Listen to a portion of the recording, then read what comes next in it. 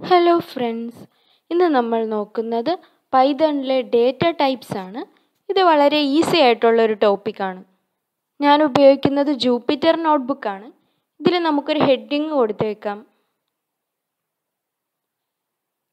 എന്താണ് data type എന്ന് പറഞ്ഞാൽ ഒരു ഡേറ്റ ഏത് ടൈപ്പാണ് എന്നുള്ളത് തന്നെയാണ്. ഉദാഹരണത്തിന് നമ്മൾ സാധാരണ 2, 3, 4 എന്നൊക്കെ പറയുമ്പോൾ അതെന്താണ്? നമ്പേഴ്സാണ്. അതേസമയം നമ്മൾ ABCD എന്നൊക്കെ പറഞ്ഞാൽ എന്താണ്? അത് ആൽഫബറ്റ്സ് ആണ്. ഇതേപോലെ പ്രോഗ്രാമിങ്ങിലും ഡേറ്റയെ പല ടൈപ്പായിട്ട് തിരിച്ചിട്ടുണ്ട്. ആദ്യം നമ്മൾ നോക്കുന്നത് നമ്പേഴ്സിനെയാണ്. നമ്പേഴ്സ് തന്നെ പല വിധത്തിലുണ്ട്. ഉദാഹരണത്തിന് 2, 3, 4 എന്നൊക്കെ പറഞ്ഞാൽ അതെന്താണ്? ഇൻറ്റിജറാണ്. -1, -2, 0 ഇതൊക്കെ ഇൻറ്റിജറാണ്. അപ്പോൾ നമുക്കിതൊന്ന് ചെക്ക് ചെയ്ത് നോക്കാം. A = 3 എന്ന് കൊടുത്തു. ഇനി എയുടെ ഡേറ്റ ടൈപ്പ് ഏതാണെന്ന് പ്രിൻറ്റ് ചെയ്യണമെങ്കിൽ നമുക്ക് പ്രിൻറ്റ് ടൈപ്പ് ഓഫ് എ എന്ന് കൊടുത്താൽ മതി. കണ്ടോ, ക്ലാസ് ഇൻറ്റ്, അതായത് ഇൻറ്റിജർ ആണെന്നാണ് പറഞ്ഞിരിക്കുന്നത്. ടൈപ്പ് ഓഫ് എന്ന് ഞാൻ വായിച്ചത് ടൈപ്പ് കഴിഞ്ഞുള്ള പരാന്തസിസ്, അതായത് ബ്രാക്കറ്റിനെയാണ് ഓഫ് എന്ന് വായിച്ചത്. A = -2 കൊടുത്തു നോക്കാം. റൺ ചെയ്താൽ ഇൻറ്റിജർ തന്നെയാണ്. A = 0 കൊടുത്തു നോക്കാം. എന്ത് തന്നെയാണ്? ഇൻറ്റിജറാണ്. ഇനി അടുത്ത ഡേറ്റ ടൈപ്പ് നോക്കാം. A = 3.4 എന്ന് കൊടുത്തു. പ്രിൻറ്റ് ടൈപ്പ് ഓഫ് എ എന്താണ്? ഫ്ലോട്ട്.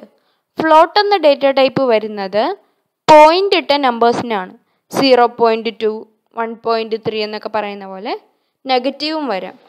A = -3.6 ഫ്ലോട്ടാണ്. ഇനി നമ്മൾ കോംപ്ലക്സ് നമ്പേഴ്സ് എന്ന് കേട്ടിട്ടുണ്ടല്ലോ, അതും ഒരു ന്യൂമറിക് ഡേറ്റ ടൈപ്പ് തന്നെയാണ്. ഉദാഹരണത്തിന് B = 3 + 2j. നമ്മൾ ഇമാജിനറി പാർട്ടിനെ റെപ്രസെൻറ്റ് ചെയ്യാൻ വേണ്ടി J ആണ് ഉപയോഗിക്കാറ്. അപ്പോൾ പ്രിൻറ്റ് ടൈപ്പ് ഓഫ് B ഒന്ന് നോക്കിക്കേ, ക്ലാസ് കോംപ്ലക്സ്, അതായത് കോംപ്ലക്സ് നമ്പറാണ് വരുന്നത്. ഇതൊക്കെയാണ് പ്രധാനമായിട്ടും ന്യൂമറിക് ഡേറ്റ ടൈപ്സ്. അടുത്തത് നമ്മൾ നോക്കുന്നത് സ്ട്രിങ് ആണ്. കഴിഞ്ഞ വീഡിയോസിൽ നമ്മൾ ഡബിൾ കോഡ്സിലിട്ട് കുറേ വേർഡ്സ് ഒക്കെ എഴുതിയായിരുന്നു. Z = hello. അപ്പോൾ പ്രിൻ്റ് ടൈപ്പ് ഓഫ് Z എന്താണ് വരിക? സ്ട്രിങ് ആണ് വരിക. അതായത് ഡബിൾ കോഡ്സിൽ അല്ലെങ്കിൽ സിംഗിൾ കോഡ്സിൽ എന്തെഴുതിയാലും അതിനെ ഒരു സ്ട്രിങ് ആയിട്ടാണ് പരിഗണിക്കുന്നത്. സ്ട്രിങ്ങിൽ നമുക്ക് എന്ത് വേണമെങ്കിലും എഴുതാം. ആൽഫബറ്റ്സ് ആകാം, നമ്പേഴ്സ് ആകാം, സ്പെഷ്യൽ ക്യാരക്ടേഴ്സ്, അതായത് ഓരോ സിമ്പലുകൾ, ഇതെല്ലാം എഴുതാം. അല്ലെങ്കിൽ നമുക്കൊരു പാരഗ്രാഫ് എഴുതാം. ഞാൻ പാരഗ്രാഫ് എന്നൊരു വേരിയബിളിൽ കുറച്ച് സെൻറ്റൻസസ് എഴുതുകയാണ്. ഇനി നമ്മൾ എന്ത് ചെയ്യുക? പ്രിൻറ്റ്